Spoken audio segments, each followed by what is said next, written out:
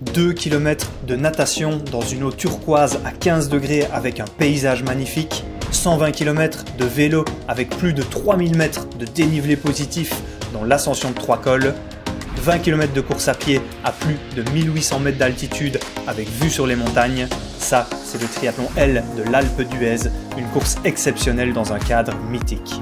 C'était mon gros objectif de la saison 2023 et dans cette vidéo, je vous partage le compte rendu complet de ce triathlon hors norme. Suite à l'Ironman de Francfort réalisé en 2022, je voulais que la saison 2023 soit un tout petit peu moins exigeante mais avec un bel objectif principal à la clé quand même. L'idée de faire un triathlon de montagne m'attirait déjà depuis quelques temps, donc j'ai cherché un half en France avec un maximum de dénivelé jusqu'à jeter mon dévolu sur l'Alpe d'Huez. Cet objectif était donc le point d'orgue d'une saison axée sur le plaisir de mettre des dossards avec de nombreux objectifs secondaires. Néanmoins, j'ai fait mon maximum pour m'y préparer sérieusement. Je vous ferai certainement une vidéo avec des conseils pour s'entraîner à un triathlon de ce type, donc si ça vous intéresse, dites-le moi dans les commentaires. Allez, maintenant, passons à ce compte rendu. Pour ça, revenons en arrière au mois de juillet 2023. Pour commencer, il faut savoir que la course a toujours lieu un jeudi, donc on a fait le trajet depuis la Belgique en voiture pour arriver sur place le mardi soir. Je vous avoue que la découverte de l'Alpe d'Huez en voiture a légèrement remis en question mon entraînement et je me suis demandé comment j'allais pouvoir grimper ça. Pour le coup, ce col est vraiment impressionnant. Le lendemain, après une bonne nuit de sommeil, la journée du mercredi était 100% dédiée aux préparatifs de la course.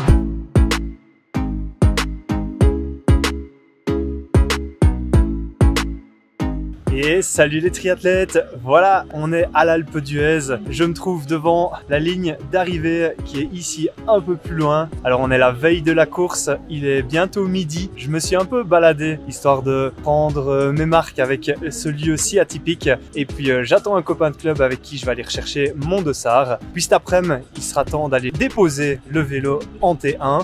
Et après ça, les derniers préparatifs pour que tout soit prêt pour demain. Je retrouve Flo, que vous avez déjà vu dans la vidéo du half d'Open Lakes, et on récupère ensemble notre dossard. Encore faut-il qu'il ne se trompe pas de distance. Ça c'est le M.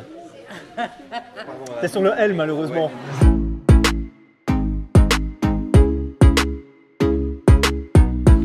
Coach K. Let's go. Incroyable. Une fois le dossard en poche, on regarde une dernière fois le parcours et on prend quelques photos souvenirs. Je rentre ensuite au logement pour préparer tout mon matériel de course. Le rituel est souvent le même. Il faut d'abord installer les sacoches de nutrition et de réparation, visser les pédales, coller les autocollants sur le cadre et sur le casque, accrocher le dossard à la ceinture et remplir les différents sacs de transition. Je rassemble ensuite tout ça pour la traditionnelle photo d'avant-course et puis il est temps de monter sur la selle. Allez, on va déposer les vélos en T1. Petit décrassage par la même occasion. Ça fait du bien. La route jusqu'à l'aire de transition est juste magnifique et on est très content d'y aller pendant l'après-midi plutôt que le lendemain matin quand il fait froid.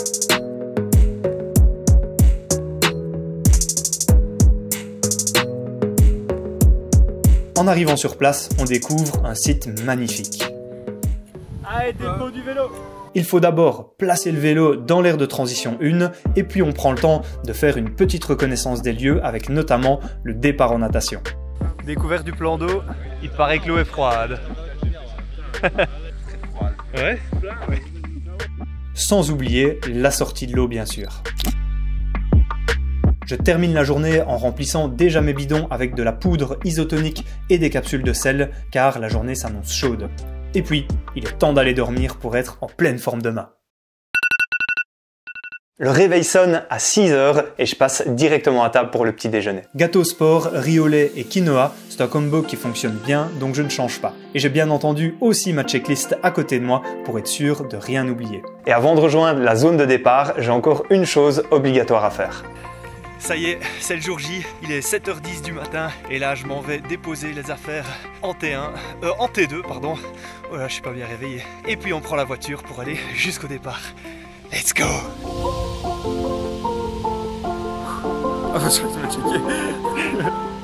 7h15 bientôt, it's time to go!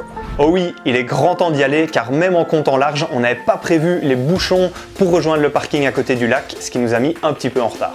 Petit coup de stress en arrivant en T1, mais finalement j'ai tout juste le temps de bien installer mes affaires, discuter avec quelques athlètes, prendre une photo et me jeter à l'eau. La partie natation est assez simple avec un aller-retour dans le magnifique lac du Vernet pour un total de 2,2 km. Par contre, l'eau ne s'est pas réchauffée depuis la veille et on l'annonce à 15 degrés. Du coup, les athlètes tardent à se mettre à l'eau, mais perso, je tolère pas trop mal le froid, donc je me lance direct et me place un peu derrière les premières lignes.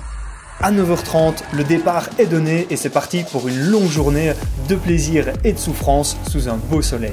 Malgré le départ en mass start, le plan d'eau est super large, donc il y a de la place pour tout le monde. Du coup, je me sens pas trop gêné et les premières centaines de mètres sont plutôt tranquilles. Ensuite, vers le milieu de la ligne droite, après 500-600 mètres, j'ai la sensation que le peloton s'oriente un peu trop vers la gauche, donc je décide d'aller droit vers la bouée, quitte à m'esseler. Je pense que sur ces images, je dois être un des 2-3 nageurs ici sur la droite. Grâce à ce choix, c'est juste incroyable de fendre l'eau seul, sans être gêné et avec un cadre sublime autour de soi. Par contre, je pense avoir perdu un peu de temps car je profitais plus du drafting, c'est un mal pour un bien comme on dit. À la première bouée, je retrouve la masse d'athlètes et me glisse à nouveau dans les pieds. Pour tout le retour, je vais la jouer à l'économie en profitant au maximum du drafting derrière un nageur qui avance à un bon rythme. Au final, je sors de l'eau en 38 minutes 17 à la 227e position, 10 petites minutes derrière les premiers. Ma montre indique 2300 mètres au total, ce qui fait une allure de 1,38 au 100 mètres, légèrement en dessous de mes standards habituels. Cependant, j'ai l'impression de m'être économisé au maximum, ce qui me met dans de bonnes dispositions pour la suite. Dans l'ensemble, je trouve que c'était la partie natation la plus agréable depuis mes débuts, alors quand on recherche avant tout le plaisir sur une course, c'est plutôt bon signe. Après la natation vient la traditionnelle transition 1 qui va se passer sans encombre. Il faut faire attention sur le triathlon de l'Alpe car toutes les affaires de la natation doivent être placées dans un sac qui reste à notre emplacement. Avec l'expérience, j'ai tendance à être plutôt rapide et efficace, ce qui fait que j'enfourche mon vélo après seulement 2 minutes 14. Et direct à la sortie de la T1, je vois ma compagne qui m'attend pour m'encourager. Allez loulou! Ouais! Come on! Comme vous pouvez le voir, j'ai bien entendu opté pour mon vélo de route aéro sur lequel j'ai laissé les prolongateurs. Je vous conseille fortement ce type de vélo pour les parcours de montagne, sauf si vous êtes un très bon rouleur, alors le vélo de contre-la-montre est envisageable. C'est parti pour 120 km et 3200 mètres de dénivelé positif. Ça va être un sacré morceau, mais je suis prêt. Les 25 premiers kilomètres jusqu'à ces chiliennes sont en faux plat descendant, donc ce n'est pas le moment de s'enflammer. Sur cette portion qui compte 450 mètres de dénivelé négatif, l'objectif est de se mettre en jambes et de laisser le cardio redescendre un peu. Parce qu'à la sortie du parc à vélo, déjà que le cardio est hyper élevé et en plus il y a une sacrée grimpette à monter. Ma vitesse moyenne sur les 25 premiers kilomètres est de 48 km/h, donc ça sert à rien de trop pousser sur les pédales quand on sait qu'il y a des cols qui nous attendent. Juste avant d'entamer le premier col, il y a un ravito où je ferai d'ailleurs une petite erreur. Au lieu de récupérer un bidon d'eau en plus du bidon d'ISO que j'ai déjà, je vais prendre un autre bidon d'ISO. Ce n'est pas dramatique, mais j'ai l'habitude d'alterner entre de l'eau et de l'ISO pour changer du goût toujours très sucré. Tant pis, j'attendrai d'être au sommet pour reprendre de l'eau. Après plus de 30 minutes sur le vélo, il est donc grand temps d'attaquer la première difficulté du jour, le col de l'Alpe du Grand Serre, avec ses 15 km à plus de 6% de moyenne. Dès le premier col, je décide de gérer mon effort pour pas partir trop vite. Je vais me faire dépasser par pas mal d'athlètes, mais je sais que la journée est longue, donc je reste bien à mon rythme. J'ai le capteur de puissance qui m'aide à rester régulier, même si j'écoute davantage mes sensations à ce moment de la course. Je vais mettre 1h02 pour monter ce col, principalement au tempo autour des 210 watts, ce qui me donne le 251e temps sur l'ascension. Retenons bien ce classement et nous verrons plus tard si j'ai eu raison ou pas de limiter mon effort dans ce col. Une fois en haut, j'entame une longue descente mais qui contient quand même une belle bosse, le col de Malissol qui fait 2,4 km à 8% de moyenne. Comme pour le précédent, je me cale à 210 watts pendant 13 minutes. Le paysage est sublime, donc je profite des montées pour l'admirer parce que dans les parties descendantes et plus techniques, on n'a malheureusement pas trop le temps de regarder parce que le paysage défile très rapidement.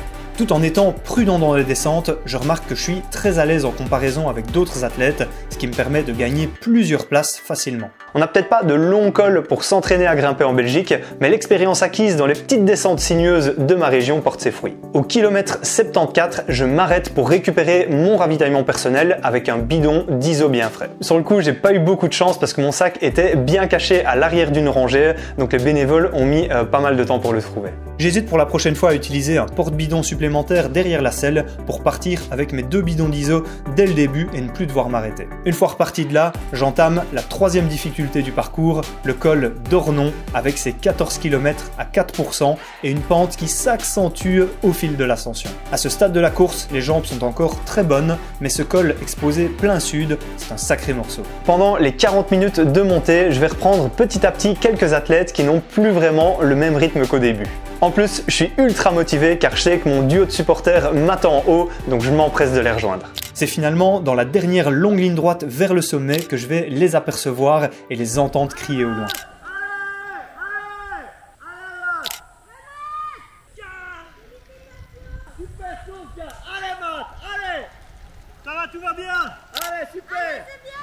Remonté à bloc, j'entame la descente vertigineuse jusqu'à Bourdoisan à fond la caisse. Je me revois encore en train de crier tout seul tellement je prenais mon pied dans cette descente. J'étais là, let's go, c'est bon ça! Bref, j'étais tout excité. J'avais repéré sur Google Maps les quelques virages dangereux et en dehors d'une voiture qui m'a un peu ralenti, les 11 km de descente à 54 km/h de moyenne ont été un pur régal. Ensuite, les 4 km de plat offrent un petit moment de répit avant d'attaquer l'effort le plus dur de la journée. Car c'est ici et maintenant que commence la légende avec la conquête des fameux 21 virages de l'Alpe d'Huez, 13,9 km à 8% de moyenne, 1118 mètres de dénivelé positif.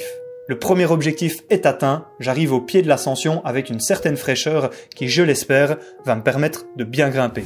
Je suis déterminé et plus motivé que jamais. Au cœur de la falaise, c'est le début de l'ascension qui est le plus difficile avec une pente au-delà de 10%. Très vite, je regrette un peu d'avoir gardé ma cassette 11-28 qui m'oblige à pédaler en force autour de 65 RPM à plusieurs reprises. Heureusement, c'est une qualité physique que j'ai travaillée tout au long de la saison, donc ça passe. Et puis, il y a des replats à chaque virage qui permettent de tourner un peu les jambes. Cependant, chaque kilomètre me semble aussi dur que le précédent. Du kilomètre 6 au kilomètre 12, donc du virage 10 au virage 2, je vois les panneaux.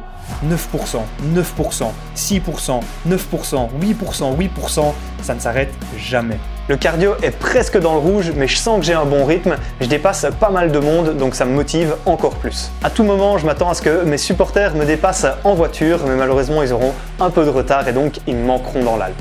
Mais c'est sans compter sur le soutien des supporters belges présents en nombre à certains endroits qui nous boostent à chaque fois. Concentré sur l'ascension, je continue de bien boire et de bien m'alimenter parce que je sais qu'une fois en haut, eh bien, la course elle est loin d'être terminée. Je viens finalement à bout de cette montée de l'Alpe d'Huez en 1h07, ce qui correspond au 81e temps du jour sur 1400 athlètes. Alors vous vous souvenez du classement sur l'Alpe du Grand Serre, 251e.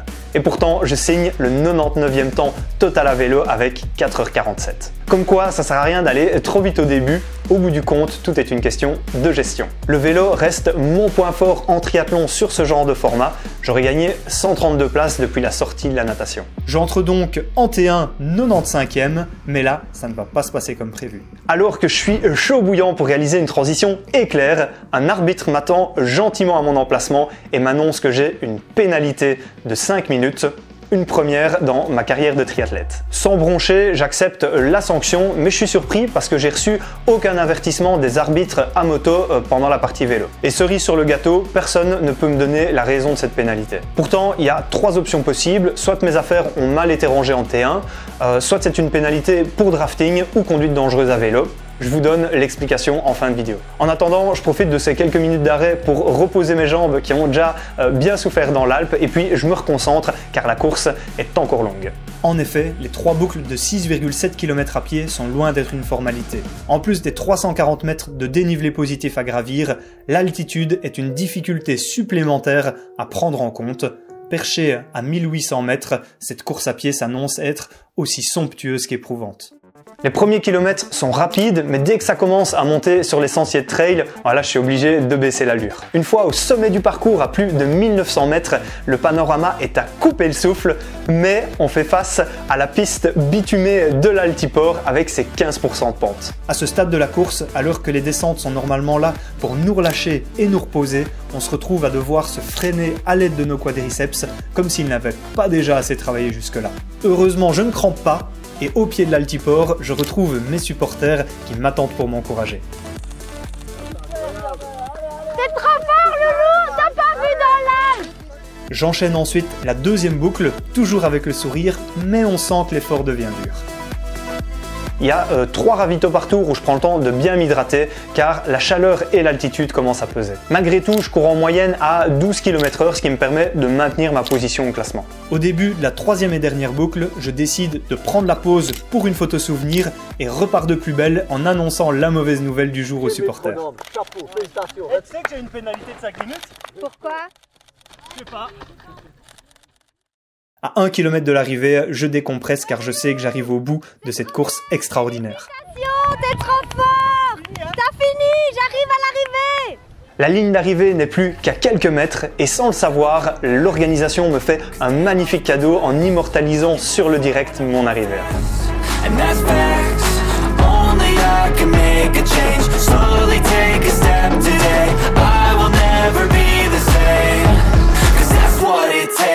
Le sourire jusqu'aux oreilles et les poings serrés, j'exprime toute ma joie en franchissant la finish line. Je termine officiellement ce triathlon L de l'Alpe d'Huez en 7h12 minutes et 59 secondes à la 97e place d'un top 100 totalement inespéré. L'objectif de 7h30 est rempli et j'ai pris un plaisir de dingue dans ce cadre sublime. Après avoir englouti le buffet d'arrivée, je donne mes dernières forces pour caler la petite danse de la victoire et fêter fièrement cette nouvelle médaille de finisher. Finisher ici, pas finisher. La patate.